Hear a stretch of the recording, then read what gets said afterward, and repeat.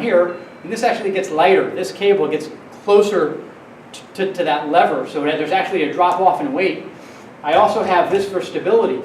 You can't shoot a cannon from a canoe, so the more stable that I can get, the more force that I can get into that rear delt. So I'm actually thinking about driving my body this way and picking my body up. Okay, come on in, try that. So now I have a resistance profile that matches the strength curve of the muscle. I'm actually going to bring this up for you. And that's super light right now, so I want you to just keep your arm nice and straight. Hold there for a sec. Bring your head back a little bit. Squeeze here, bend the knees a little bit. And the more he can anchor from his trunk, the more he's going to get into his side delt. That's perfect. And that's with some super lightweight. How does that feel? I feel it. And you can feel that that gets a little bit lighter as, it it does. gets. It does, yes. Yep. And I can make that drop off even more. It's just basically how high I'm going to have that arm here. Let's go a couple more. So that would be one thing that I would change.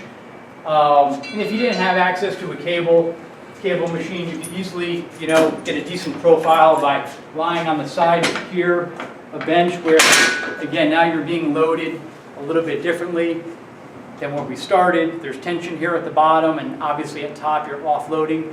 And I think it's going to be super important for people who have joint issues to use profiles that match the strength curve of the body. Now, the other exercise that Mike was doing before was the overhead press. As if when we kind of looked at Mike's range of motion on the table, I think that I probably would throw out overhead pressing for him. At this point, I think that there's just too much else to do. And I have been told, I've had 4 open repairs on my shoulders, and each orthopedic surgeon told me to never again do anything overhead. Yeah. So once so most injuries happen in these extreme positions, right? So if your shoulder's fully abducted here, and then you have full flexion with external rotation, just because you could doesn't mean that you should. So there's just, again, we can build perfect profile front delt exercises, posterior delt exercises, and get way more benefit without a lot of the stress on the rotators. This is also an impingement zone where that supraspinatus is going to really impinge on that top of the acromion. I always prefer to keep the elbow in this zone. Yeah, so right about here, that's going to be a safer place to be. And then, one of the other things that you can do to work the backside, which I think people need a lot of work with also, is retraction. So if Mike, come on over here, try something. So bring your arms up into this plane here. Straddle that bench. And let's scoot up a little bit. Yeah, right about there. And let's hold that position. And what I want you to focus on doing here is retracting here. And let's keep this here. And all I want you to do is push straight out towards me. That's it. I want you to think about keeping that retraction go as far as you can. Good. And right back. You got it. Come back out. Would you do this with a load or no? You can progress to a load here, but for a lot of people, this is going to be, this is exercise not about using a lot of weight, but really focusing on challenging, because right now you're challenging the external rotators to maintain this position. You're focusing on the retractors to kind of fire and maintain that scapular stabilization.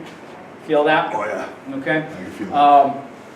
So there's a lot of things that we can kind of tweak to kind of fit the person that maybe not have awesome range. In summation, we've gone a long time, and this guy is great. I love this guy.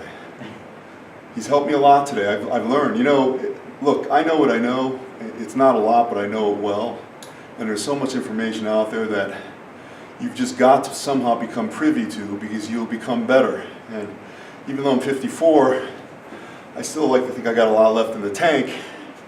And he's helped me out a lot today. So in closing, going forward, working on these maneuvers will allow me to continue on and to build some muscle maybe you know, straighten out side to side, you think? I think consistency. I think we know that Mike, you know, certainly Doc has.